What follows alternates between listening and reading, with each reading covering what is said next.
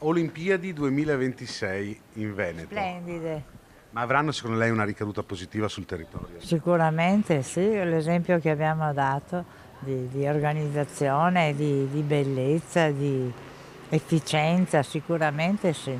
Sicuramente per il turismo, per le infrastrutture ho qualche perplessità a dir la verità, soprattutto perché non tutto è stato completato. Il futuro ci dirà cosa sarà. Ma no, si spera, e mi auguro e senz'altro sono certo di questo. Ma più per il turismo o più per le infrastrutture che restano? Ma penso per il turismo, ma qualcosa anche per le infrastrutture che rimangono, senz'altro. Magari faranno conoscere determinati luoghi o paesi meno in vista anche ai turisti stranieri e quindi sicuramente sarà un ritorno positivo, ecco. C'è anche la questione infrastrutture, resteranno, saranno un valore aggiunto secondo lei?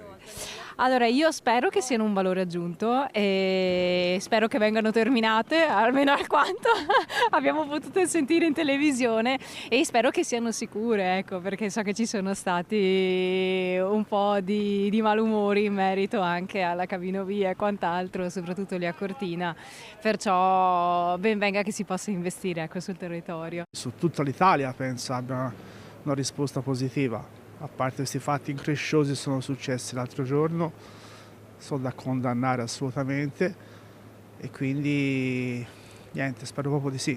Ma secondo lei più dal punto di vista turistico o anche di infrastrutture che restano? Tutte e due, turistico e infrastrutture, che sicuramente hanno fatto dei lavori per fare per fare queste Olimpiadi, sicuramente sarà un effetto positivo per tutto. Per quanto mi riguarda, penso che ci siano cose molto più importanti da seguire. Olimpiadi 2026 avranno una ripercussione positiva sul territorio veneto secondo lei? Da una parte sì, perché ieri ero a Milano e c'era una cifra di gente nella stazione che non si poteva neanche entrare. Diciamo, la gente sta andando, è una cosa interessante.